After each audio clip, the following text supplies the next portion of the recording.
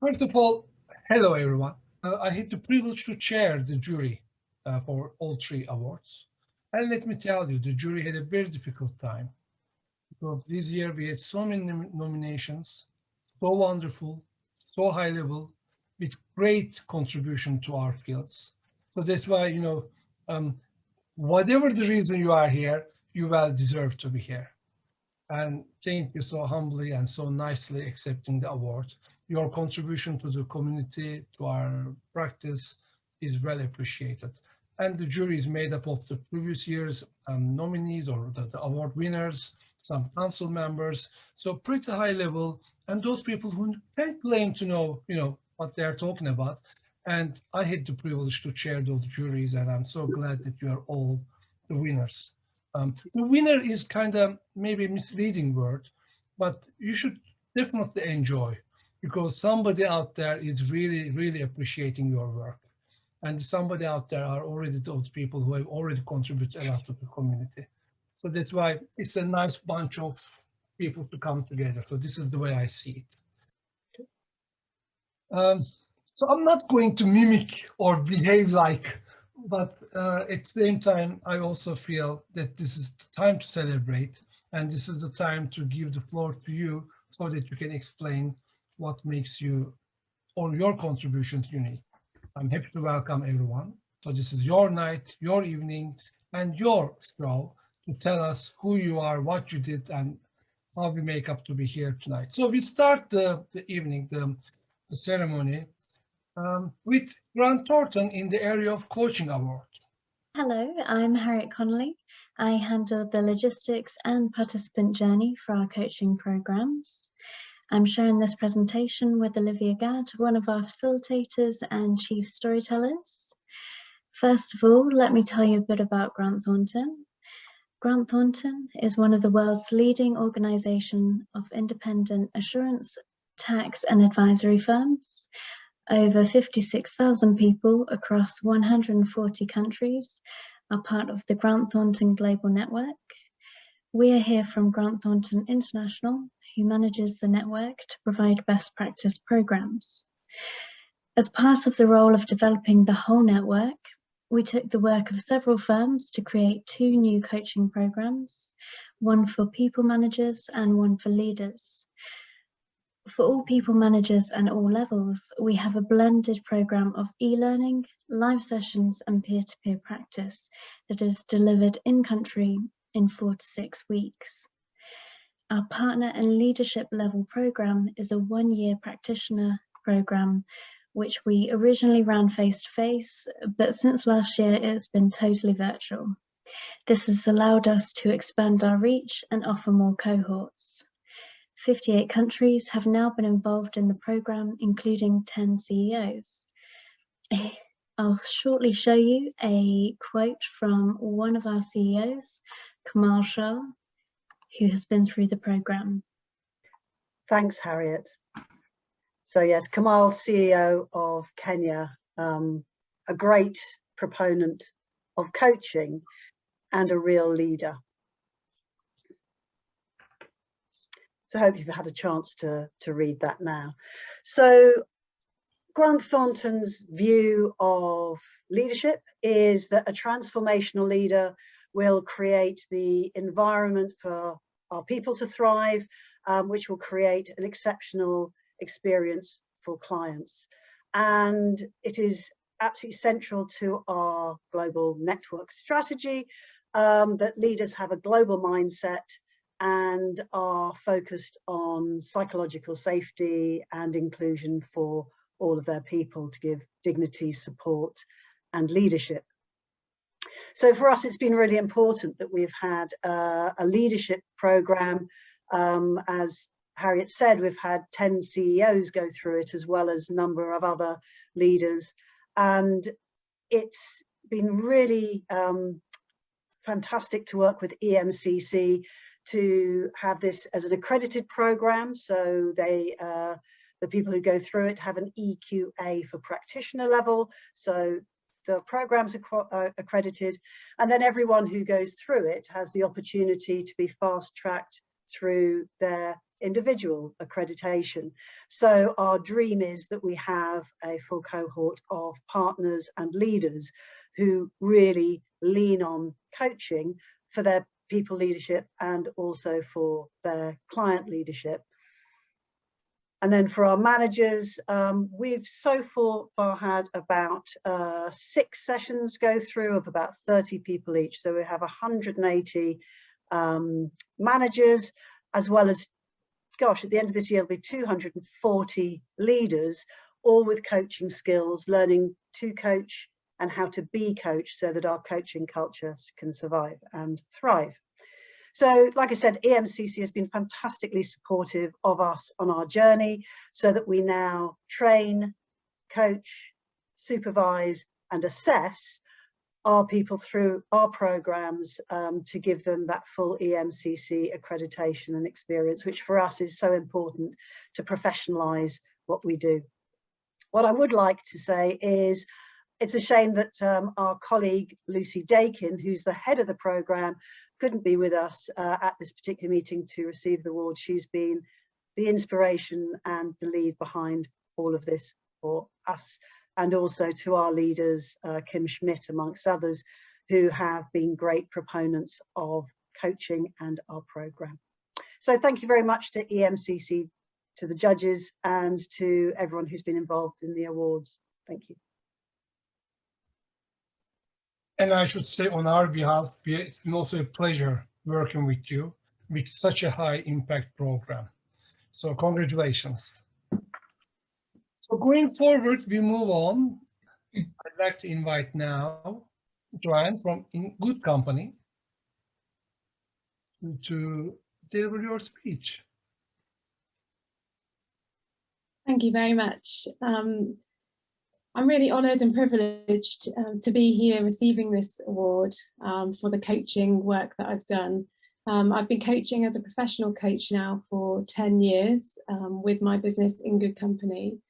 And to be nominated by those who I've been in relationship with as coach is wonderful. But more than anything, in my role as a coach trainer and also citizen of the world, I hope that receiving this award will inspire other people, other potential coaches, to train as coaches, to connect with their values and their potential. And just to share a little bit more information about the work that I do, the wider work, I've just got a bit of information about some of the other ways that I help to support people. So recognise that not everybody has the resources to be able to access coaching. And so we set up a Facebook group called The Coaching Crowd. That's myself, my business partner, Zoe Hawkins, and we record video demos and discussions that are free to access through The Coaching Crowd. It's for everybody from aspiring coaches all the way up to experienced and accredited coaches. They're also available for free on our YouTube channel and also on our blog on our website. We also want to contribute to supporting experienced coaches to grow and develop too. And so we launched the Coach Evolution programme. And all of our programmes are accredited by the EMCC from foundation practitioner up to senior practitioner level, as well as being accredited by the ILM. So for me, receiving this award was really timely. It marked the transition. So I had a 10-year career in HR, and then I transitioned into coaching 10 years ago. So it's now marking the point at which I have become a coaching professional longer than any other.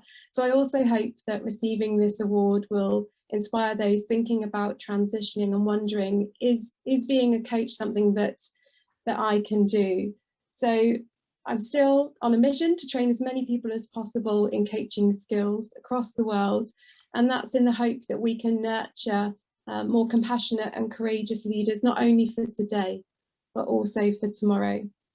Thank you very much. Thank you very much. So inspiring. And all the good work you do for the community at large makes a difference. Thank you. Thank you for being with us. And another winner of the Coaching Award 2020 is Coaching Outdoors Well, thank you so much. It's a real privilege to have won an EMCC award. I am so grateful to the EMCC and to all that you do and all that you offer to the coaching community and therefore to our clients. Super grateful. It was some clients that nominated the Coaching Outdoors programs, and also to the team that I work with in Coaching Outdoors, because it's not something I do on my own. So I work with some great people who've also supported me along the way. And I thought it might just be helpful to share with you a little bit of background around what is Coaching Outdoors and what do we do. So in terms of context, so I'm very aware that we're, as coaches now, we're being asked a lot about what's our role in the climate crisis and what role are we going to play within that. And I have a very strong belief that the first step in that is for us to connect with nature ourselves and to understand what's our relationship with the planet. And that sort of fed into the work of the Coaching Outdoors organisation. And then secondly, we're just coming to, hopefully, fingers crossed, the end of a global pandemic. We're starting to see some green shoots in some countries. But it goes without saying it's had a huge impact on our well-being, and we all know that, you know, being outdoors can support our well-being. So the work that Coaching Outdoors does is sort of twofold at a global level. One is to do with climate crisis and bringing people closer to being outdoors and nature and understanding what's our role in that, and the other is around well-being. So the mission of our organisation is to make Coaching Outdoors accessible as possible to as many people as possible, and to provide a stimulating experience for professional and personal growth and well-being. And we do that through offering some continued professional development programs, which are the ones that we've won the award for, some coaching, some team coaching, and we also offer some retreats. There were two programs that I'm so proud of, the two programs that we've won the awards for. One is our Getting Started Coaching Outdoors program, which is aimed at coaches who've never worked outside in nature at all with any clients. And the objective is to help those coaches to feel fully equipped and to feel inspired to step outdoors with their clients. And the content of that Getting Started program covers what are the benefits of working outdoors, what are the logistics, the very basics of how do I make sure I pick the right location, I'm wearing the right clothes, my client is equipped. We look at contracting for those clients and in this very unique space, because there are many more elements rather than just being in a room. We look at psychological safety, and we invite our participants to consider, who am I as an outdoor coach? And then the other program that we offer is Nature as Co-Facilitator. So this is for coaches who already do a little bit of work outside, who are experienced with over 100 hours of coaching. And the invite to them is to feel fully confident collaborating with nature when they have their coaching conversations, to draw on all that nature can offer in the coaching experience. And sometimes that means the coach stepping back and nature doing the work. So in that program, we cover systemic connection with nature, we cover nature as mirror, we cover metaphor, we cover use of space and landscape, we cover teams, and then we cover who is the coach and what is their practice, and how does Coaching Outdoors play a part in all of that. And the real, I guess, sort of objective for the format of those programs is, in today's climate, for them to be as flexible as possible. So they're online programs, they run virtually, and they are true blended learning. So they are accessible for people when they have the opportunity in the day to access the content. But mainly the focus is on practice, it's on doing it, it's on getting outside, and it is on working with clients outside, getting some feedback, giving it a go, seeing what works and what doesn't work, and then learning from that. And we also create a cohort as people go through so that they have peers to share best practice with and learn from, because everybody can contribute something through their learning throughout those programs. And as I said at the beginning, I guess the real inspiration for us is that the programs bring our coaches and clients closer to nature, inviting people to consider their connection with nature and inviting them to experience a well-being aspect throughout our programs. And you'll see from the feedback there that certainly in both of those programs, we've achieved that. We've achieved helping coaches and clients to reconnect with nature, helping and supporting their practice development of coaching outdoors, and then supporting their well-being throughout the journey. So I just want to say thank you again for the opportunity to share a little bit about what we do, and for the work that that everybody does in bringing coaching development forwards and moving us on in our journey as coaches.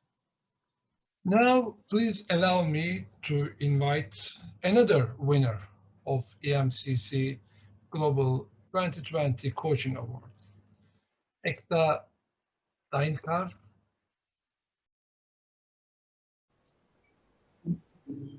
Hi, Namaste. This is Ekta from India. Well, I would like to thank EMCC, the entire team of EMCC, for acknowledging my work in the space of coaching and empowering people. Well, I would say compassion, care, and contribution. They are my core values of life. Well, in the year 2016, my brother, Dr. Paris, and I, we created a non-judgmental platform known as Tavamitram.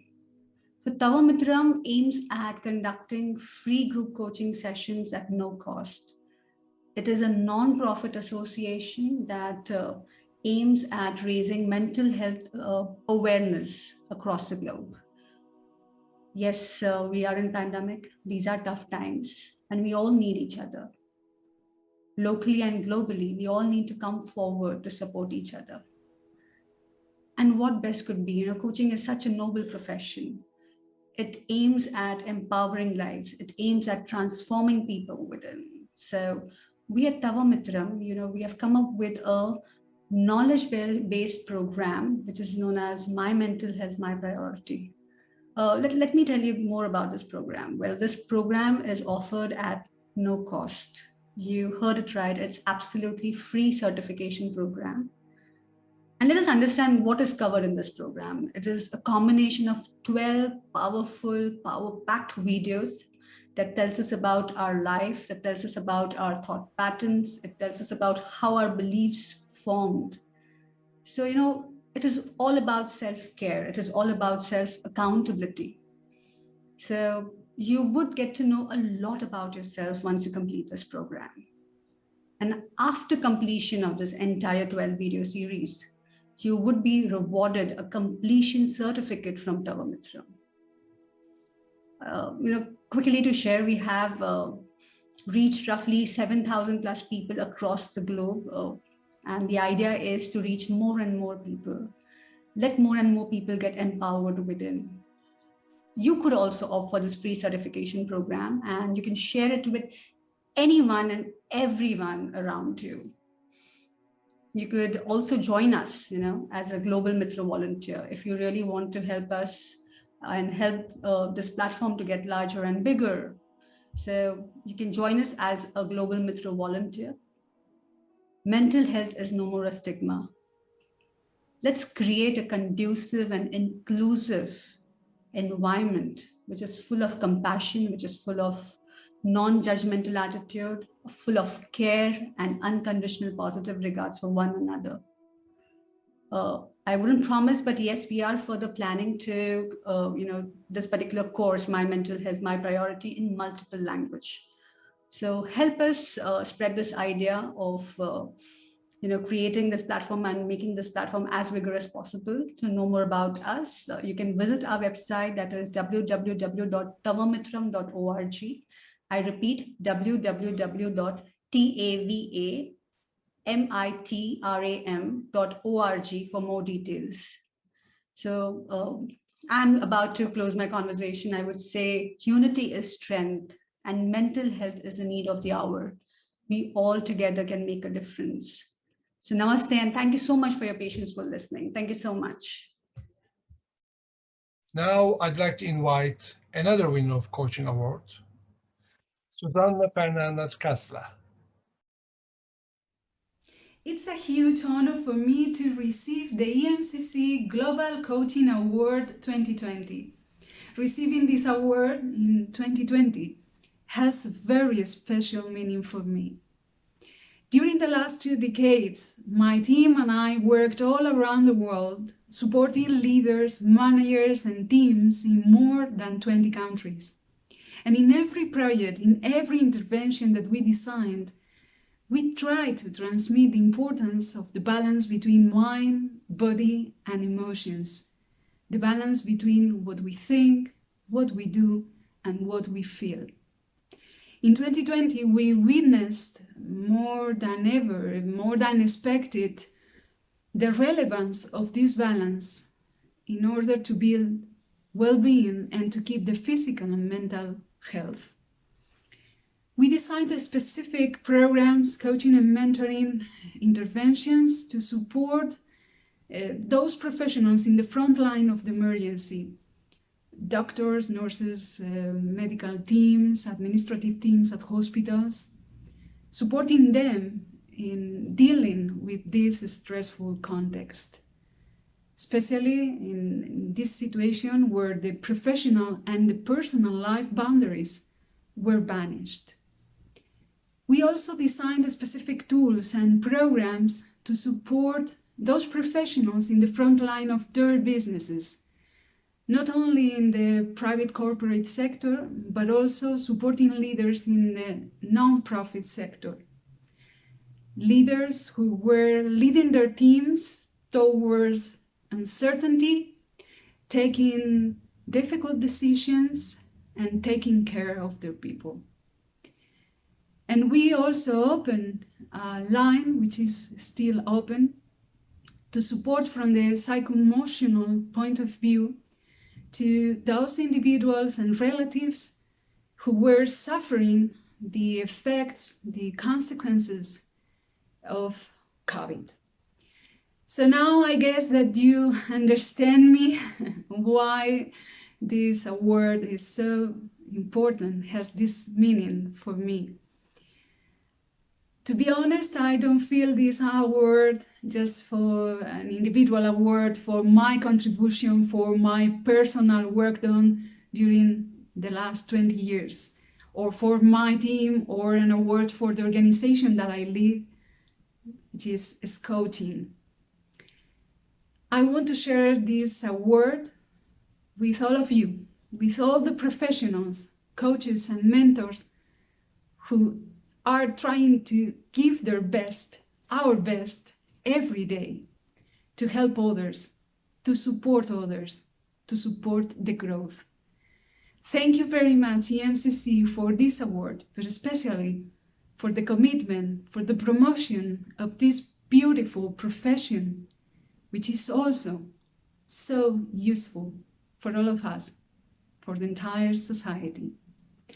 Thank you very much, and I really hope to see you very soon, face to face. Thank you. Now I'd like to continue with I think mentoring awards. I'd like to invite Elena, Dr. Elena Rodriguez.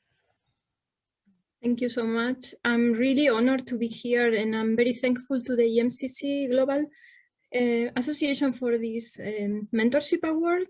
So I am a senior researcher at Karolinska Institute, and this is located in Stockholm, Sweden, and it's a large medical university which is very focused on not only on teaching but also on research. It's very research oriented. And just wanted to illustrate, the main part of the campus has this very large aula medica, and it's the place that there are very large conference events, but the most famous is the award ceremony for the Nobel Prizes in medicine because there is a Nobel Assembly from Karolinska that is responsible every year to give the Nobel Prize in medicine. I work, so it's a very nice place that attracts a lot of international students. And myself, I work in the Department of Neurobiology, Care Sciences and Society. And during the last 9 years, I've been here focusing on research on Alzheimer's disease, mostly because it's the most common form of dementia, and it's a very large public health challenge. As I said, we attract a lot of international students, and we are focusing especially to conduct molecular brain imaging studies. We have a very strong collaboration with clinicians, and we collect patient data.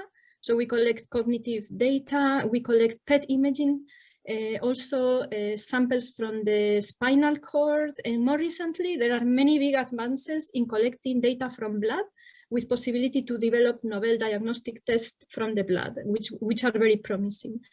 We also have a brain bank with donations from patients, and we perform, some of our team members perform in vitro studies in postmortem brain tissues. But I think I wanted to highlight that I think there is a big trend in the field, which is to collaborate a lot more. So in the past, we used to work a lot independently, but now as we collect more and more data, there is a very strong tendency to have international collaborations and to share data. So as a mentor, I really find it important to promote international collaboration and to attract international students. And so, as I said a bit earlier, this award was a surprise to me because some of the students nominated me and then they passed the word to others. And I would just like to highlight some of what their backgrounds are. And also, I think that what makes my workplace special, I think, is that it's very international and that it's very diverse. The students come from different disciplines. And as a mentor, I also try to guide them so that they can achieve more independence and they move on to new careers. I think also the success of a mentor can be measured by looking at where do they go after and what kind of positions they achieve, as well as that they live a fulfilling life, not only professionally, but also personally. And also I'm happy to see that when both men and women have equal access to positions of leadership. So here, some of the students are Ariana Sala from Italy, and she now moved on to a position in Belgium, studying coma patients, disorders of consciousness. Giulia Perini is a medical doctor with a neurology degree, working in Pavia, and she's a close collaborator. Mona Lisa Malart is from France, and she's now doing a PhD with us. Maria Matsrina is from Sweden and did a master in pharmacy. Eduard Vilaplana is from Barcelona, an engineer. So as you can see in this research, we have a lot of different backgrounds coming together, which is very exciting and very productive. And Elisa Colato is also from Italy. And after doing a master with us, she moved to UCL, which is a very prestigious university in London. And she's finishing now her PhD there. Konstantinos Kiotis is a neurologist working in our team, and he's from Greece originally. And Antoine Lucy is from Canada, did a PhD with us, and now he's in Lund, another university in Sweden. Leticia Lemoine is assistant professor from France in our group. Juan Fortea is from Barcelona, a neurologist who is a close collaborator. And finally, I would like to thank Professor Agneta Norberg. She's my mentor, and she's the one who gave me the opportunity to start this research 9 years ago, and also to stay as a senior researcher. And I think finally, I also wanted to highlight that we receive funding from organizations such as Alzheimer's Fonden and Demens Fonden. So it's important to recognize, because these are contributions from many individuals. Many times they are patients or relatives who are really invested in our research, and this really motivates us to even work harder and try to find solutions to this very large problem and challenge. And so I'm really grateful and honored. And again, thank you so much for this opportunity to share a little bit what we do. And thank you to EMCC Global for this very nice award. Thank you. Elena, thank you. So lovely to have you here. And thanks for highlighting the importance of collaboration and how mentoring do support and help and make it possible. So congratulations. We continue with the mentoring again, and I'd like to invite Jillian to share with us her experience. Well, thank you very much, and thank you. This is the first award and acceptance speech I've ever had to make, so please bear with me. As I said at the beginning, I think I am the embodiment of imposter syndrome this evening, so thank you for bearing with me. I've made a few notes. If I look to the side occasionally, that's why. It's not that I'm losing eye contact, I'm just looking at my notes. It's a great honour and a recognition for the work that my organisation does to support our colleagues through coaching and mentoring. So I'm not claiming any particular personal credit here. I think it's an organisational approach that has enabled coaching and mentoring to grow and to be so productive in our organisation. I'm very lucky to work with those who see it as important and value the form of support. It obviously develops individuals, it develops teams, and I think ultimately the whole organisation. So as an OD intervention, I think mentoring has a huge amount to offer. We've also been working with the EMCC Code of Practice, Code of Ethics for some time now. It underpins our policy and our practice. So we always draw that to people's attention when we're undertaking training. We've embedded it as a form of support in the organisation, and we've developed schemes to apply it across a lot of our activities. It aligns very well with many elements of our work. I work in a university, but I'm a member of the professional services staff. I'm not an academic. But we have a mission, I think, to enable people to reach their potential, whether that's as a student or a member of staff. Both cohorts, if you like, are integral to our work. I work in the HR team as part of the OD and Learning and Development team. That's my day job. And I trained as a coach some years ago, a very profound experience for me. I'm really pleased I did it. And I do undertake some coaching now and some coach training internally, as well as the mentor training. So my main role is training our mentors, providing them with supervision and guidance in their role as mentors. We offer mental support to new staff. Now that's been incredibly important in the last 12 months. People who've started jobs during lockdown have needed a whole different range of support mechanisms. Mentoring has, I think, grown in significance for them as a very important form of support. We've also offered those who've been newly promoted into roles a form of mentor support. We've also started offering mentoring to those who return from long periods of absence for whatever reason. And our thinking has moved on with that as people come back into the workplace from lockdown activities. We think mentoring has a role there as well. So if you've been away from the workplace for a long period of time, then maybe we need to set up some mentoring co-support for people coming back into work.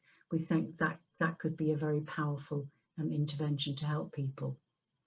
We've also been providing career mentoring for people who are wanting to develop particular aspects of their career. I'm thinking here particularly of our academics who want to develop their research careers.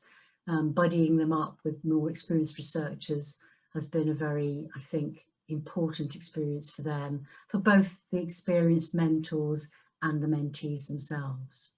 So lots going on there. I've personally benefited from being mentored at various stages of my career. I don't think you're ever at a stage in your career where mentoring isn't helpful. I've also benefited a lot from being a mentor.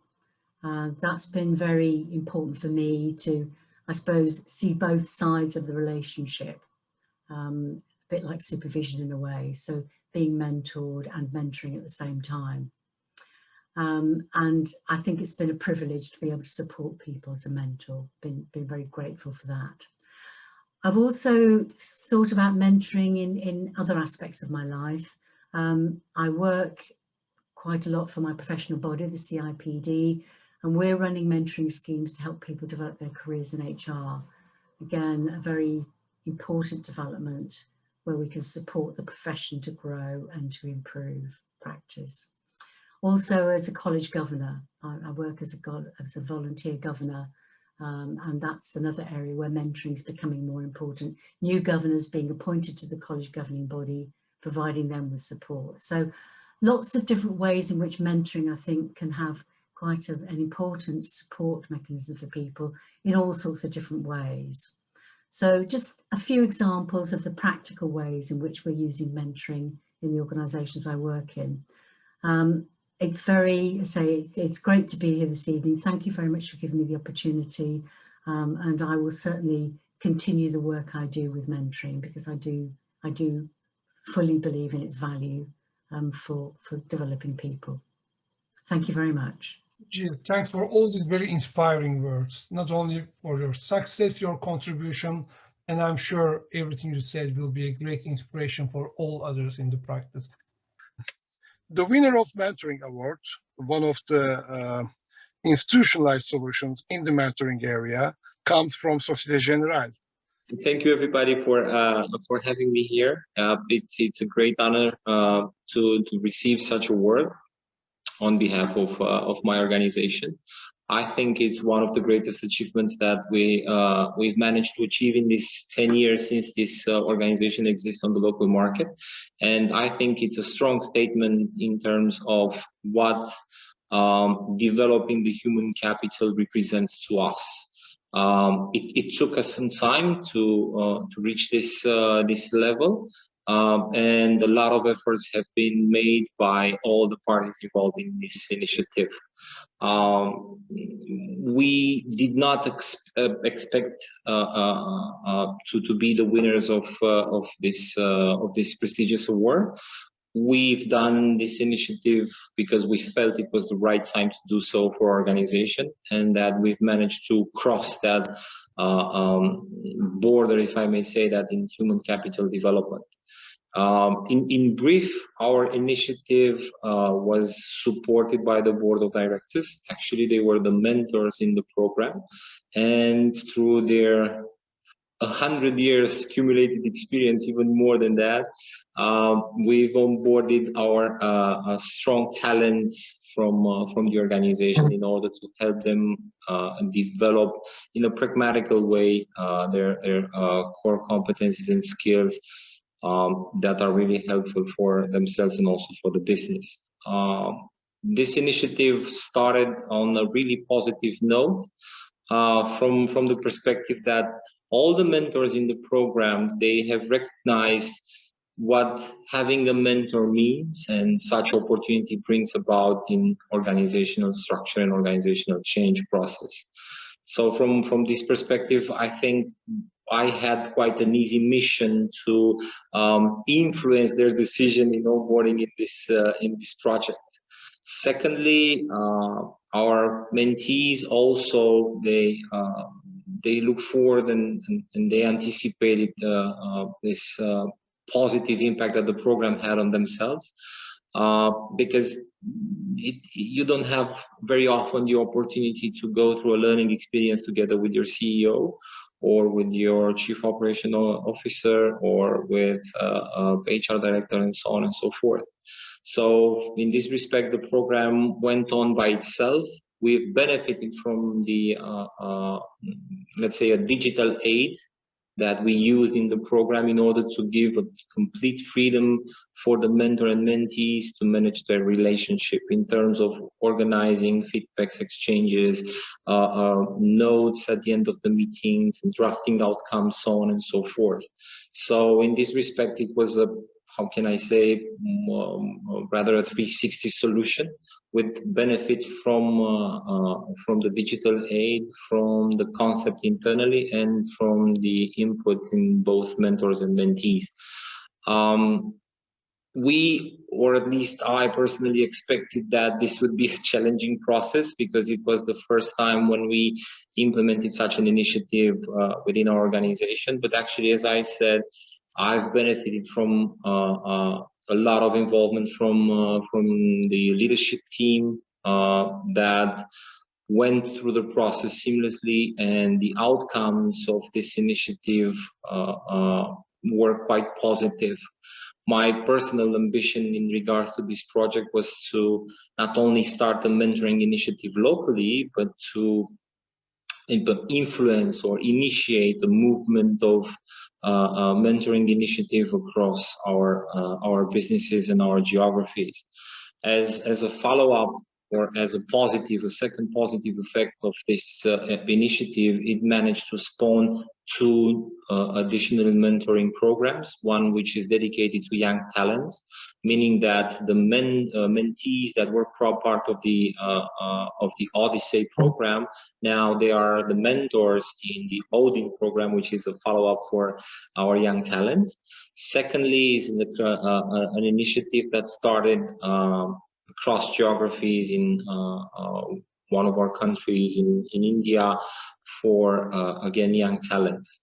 So I'm quite pleased with the outcomes of this initiative. Again, not from exclusively from the award perspective, but the effect and the positive impact that it has over the organization and providing people with this opportunity. In my professional experience in the past 17 years, the coaching initiatives, they resume by going through the motion, and at one point in time they stop, and that's about it.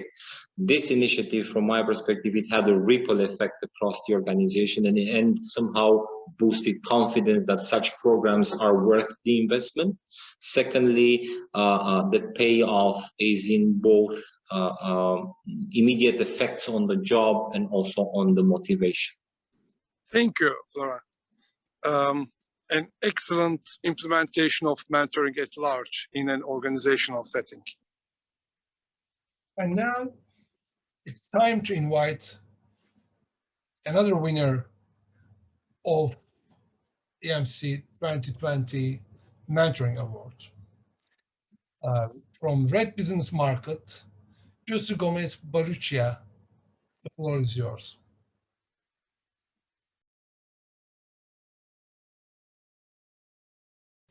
Good afternoon. It is an honor to receive this award for the World Reference Organization in Mentoring and Coaching.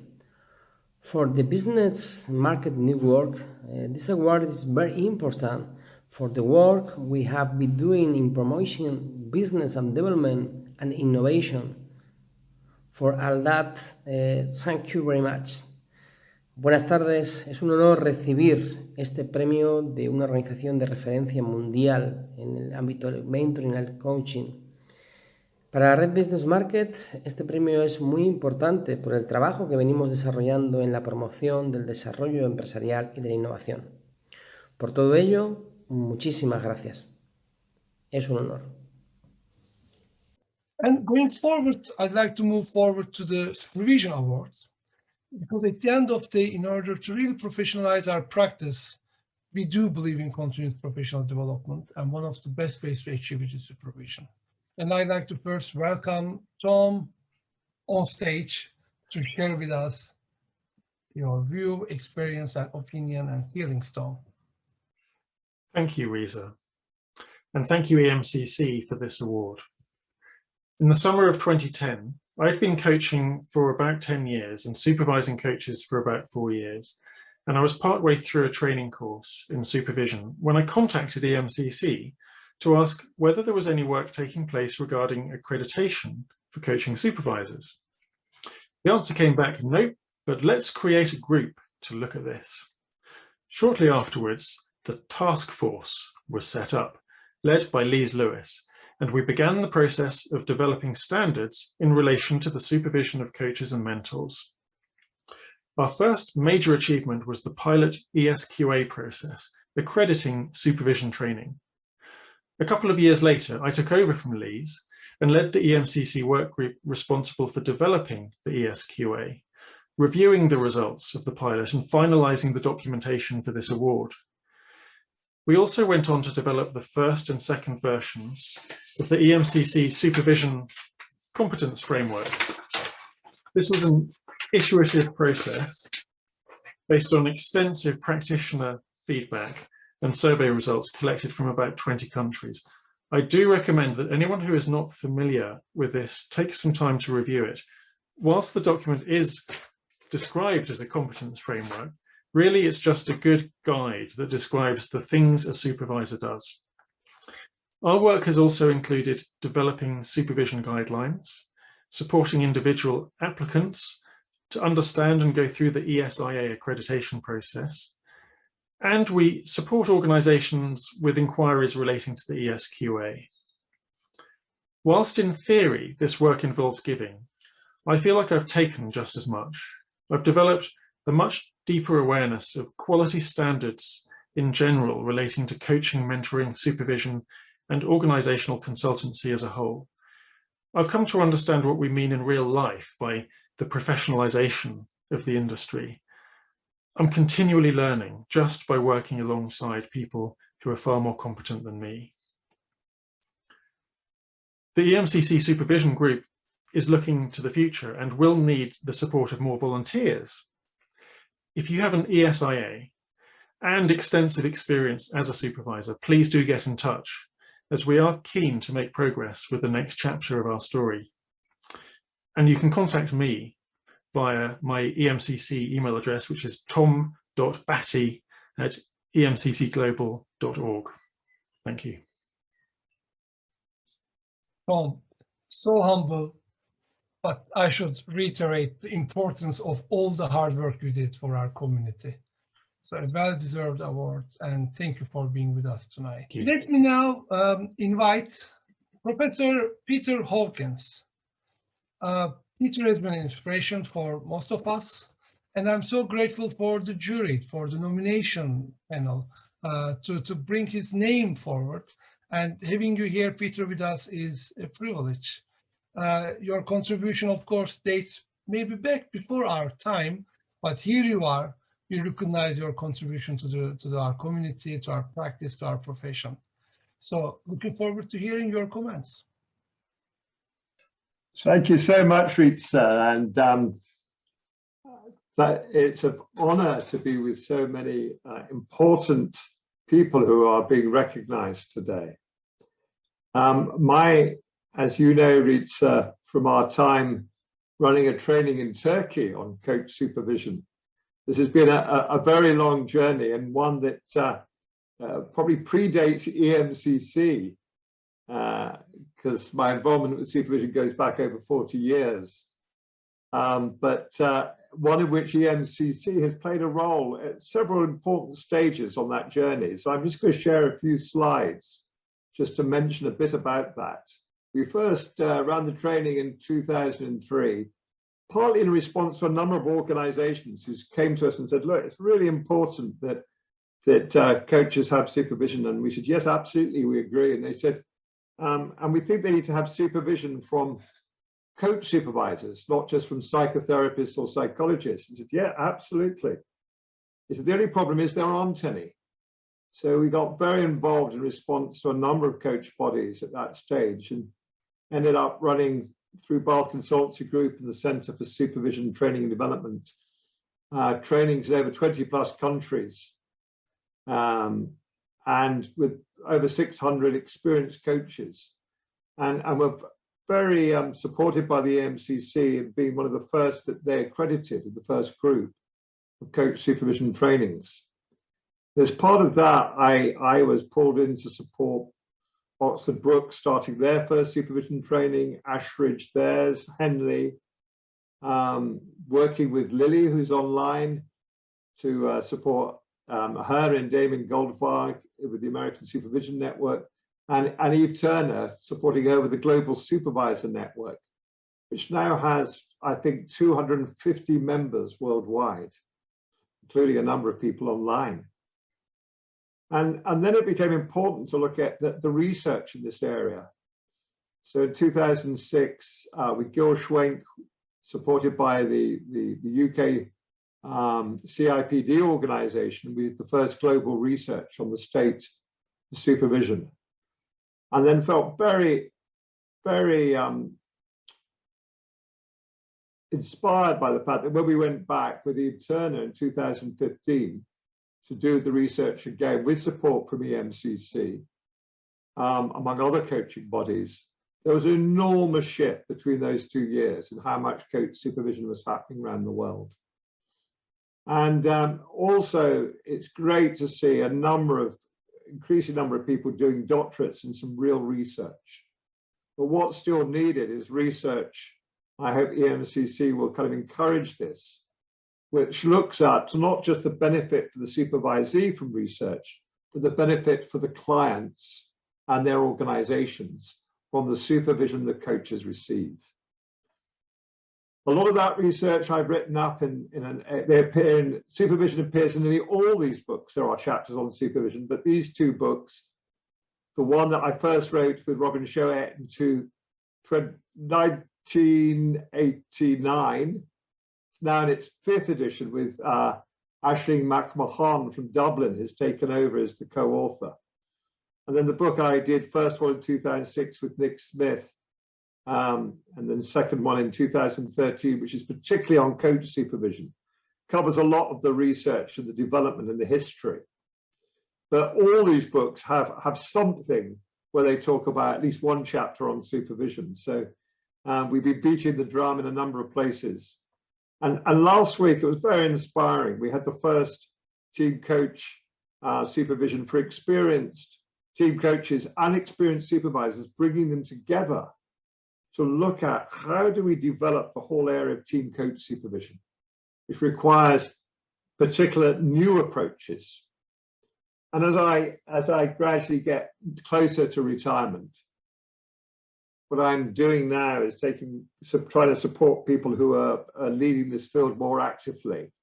And every year we do advanced retreats where senior practitioners come to where I'm based in Bath in the UK, and we start to look at how can we support them in taking the field to the next learning and leading edge. And we're also, a lot of my work now is supporting the Renewal Foundation, where we're trying to support all sorts of approaches. I thought I'll mention this today because one of the things we are doing is providing scholars in residence opportunities for people who are trying to shift what the global world needs and want a place to come and write with support their project, with free board, free lodging, and some mentoring.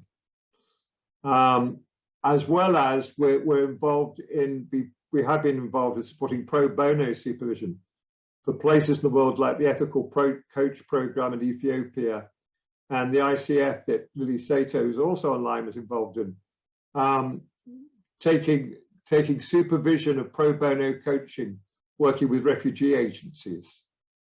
So what I'm always looking at is how do we support the people who are pushing the boundaries further forward? Because there is still a lot to do for supervision to take our profession forward, but also the outreach to parts of the world which still need the benefits of coaching, mentoring, properly supervised. I probably overrun my time, but thank you, EMCC, for all you're doing to keeping moving forward those boundaries. And thank you, Peter, for keeping moving. Your energy, your ongoing contribution, your presence makes a difference for our community, for our practice. And for tonight, I'd like to invite again, continue with this provision and invite Lily. Yeah, Lily, we are just doing our bit in our part of the world, and I know you are doing great job in some other parts of the world. And it's our privilege to have you here tonight and listen to you, your experience, your feelings, and your opinions about where we are in the world of supervision. So I feel like the newbie in this group because I'm on the other side of the pond, and we are probably 15 to 20 years behind, I think, the UK anyways, in coaching supervision. A little bit about my story. I discovered supervision about 10, 12 years ago. I was a coaching strategist in a large organization of 35,000 people working on coach development. And I discovered that as coaches, we had some edges and blind spots and some ethical concerns working within an organization as a coach that working with the core competencies didn't quite address. So I discovered supervision, and I was in the first cohort in North America. At that time, there were maybe 3-4 supervisors in North America. This was 2012, 2013. And when I left the organization and decided I'd go back to my private practice, nobody knew about supervision, nobody wanted it. So I got to cut my teeth in an organization for 2 years with group supervision individual. So that was a great opportunity for me. Shortly after, I did about 50, 60 webinars for different ICF chapters around the world, and actually demonstrating coaching, mentor coaching, and coaching supervision so people could actually experience the difference. And from that, Damien Goldvarg and I started an America's Coaching Supervision Network. I think this is where the award came from. It's been running for 5 years now, where we have monthly calls on topics related to supervision. Anyone can join from anywhere in the world. We have over 300 members from 26 different countries, all for no cost, no registration. You just show up if you want to show up to the call. So very low admin stuff. And we have a website, America's Coaching Supervision Network. Anyone can go to there and watch any of the videos that we've had. And we also run an annual conference. So we've done 4 conferences now. The last 2 were virtual. We just had one at the end of April. Peter was there. And we had 150 participants from, I want to say 26 different countries. So it's become really global. So maybe it shouldn't be called the America's Coaching Supervision Network anymore. We need to sort of maybe rethink that boundary there. Next year's conference, we're hoping it's going to be in Hawaii, because actually somebody was saying nobody wants to travel. Everybody wants to go to Hawaii. Imagine that. We hope that's going to happen, but we'll see. In terms of myself, I'm at the stage in my career where I want to be a good ancestor for the future generations around diversity and equity and inclusion and belonging, which is the next piece of it, the environment. And I also, and the supervision, because I think supervision is an ethical imperative for us as coaches. I do a lot of work right now in the Indigenous communities in Canada, and to work in that space, it is challenging, it is complex, it can be triggering, and it's very rewarding. So before I bring coaches into that space, they must be working with a coach supervisor. That's one of the criteria that I use in terms of bringing people in. We're also writing a book. Rutledge has picked it up. So the America's Coaching Supervision Network is sponsoring a book on supervision. And I think our deadline is this week. So sometime in the fall or early next year, you'll see a book on coaching supervision by the America's Network. And that's all I have to say. So thank you. Lily, thank you. Invite Felicia in the supervision award category. Felicia, the floor is yours. Thank you, Dr. Riza, and very good to see you today. Good evening, everyone here. I am honored and humbled to receive the 2020 Global Supervision Award from EMCC. And my heartfelt thanks to you, Riza, and also the Organizing and Selection Committee. And to the persons who have nominated me. I still don't know who you are, but thank you very much. Thank you all for your recognition and encouragement. At the same time, I'd like to congratulate Peter, Lily, and Tom, who I'm humbled to share this Global Supervision Award with. And congratulations to Leslie, Florin, and all the others award winners and nominees in all the different categories in EMCC Award.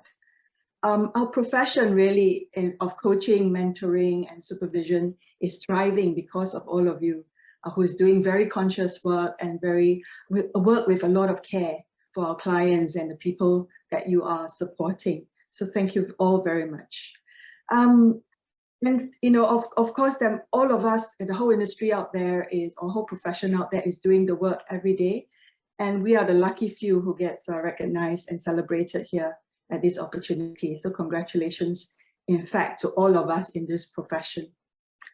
My deep gratitude is to Coaching Supervision Academy, CSA, Edna Murdoch, Miriam Oris, and Leanne Lowish for inducting me into coaching supervision 8 years ago and supporting my continuous learning and maturing as a supervisor, a coach, mentor, and more importantly, as a person.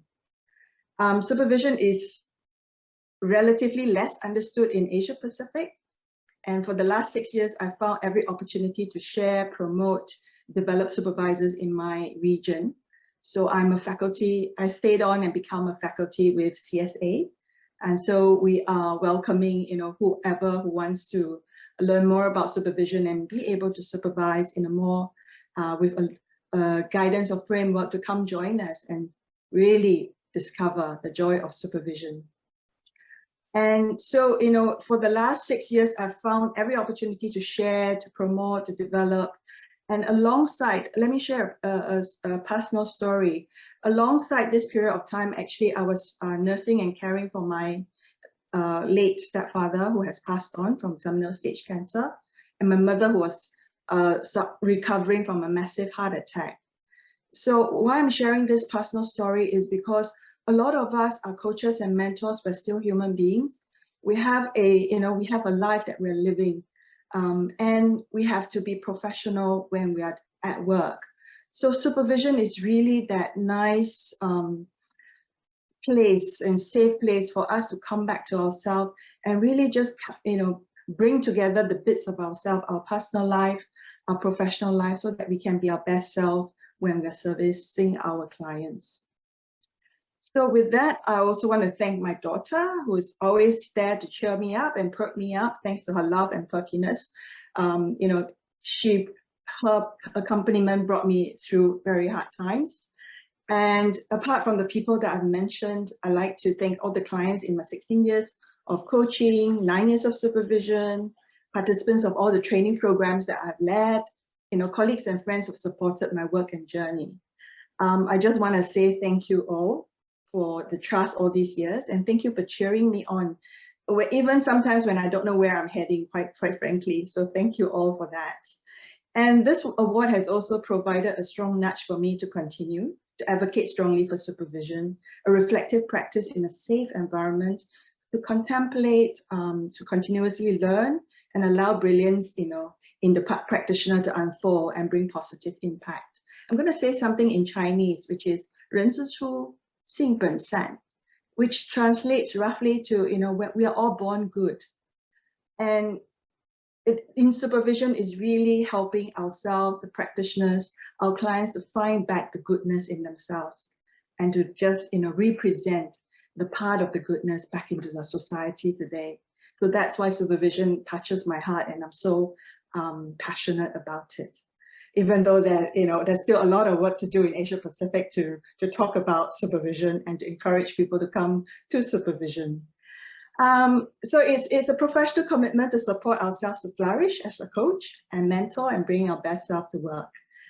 This award is also special to me because it's a recognition for an Asian female coach and supervisor that's born and bred in Singapore. I think I just want to thank EMCC for extending your reach to our region here and for being inclusive. I think EMCC is really living, the inclusive and diversity code of ethics really by doing, by giving me this award. So I'm immensely grateful.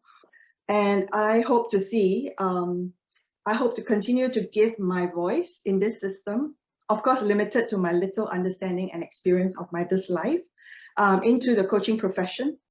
And I hope to see more diverse perspectives to democratize coaching so that it becomes everybody's privilege, not just a few. And we stand on the shoulders of all who came before us, our teachers, mentors, forefathers, and ancestors, so who gave us the wisdom and life. With that, I hope that one day, I'll become one of the shoulders that people stand on.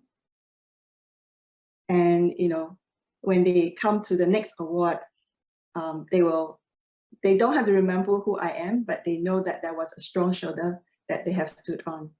So with that, I thank you very much, EMCC, Lisa, and everyone else. I wish everybody well. Thank you very much, Felicia. Thank you. very inspiring, very touching. And we do truly appreciate all the great work you do out there, quite far away from the original birthplace of EMCC. But thanks to your hard work, we are also claimed to be more global and more inclusive. Thank you. Thank you. Thank you to all of you.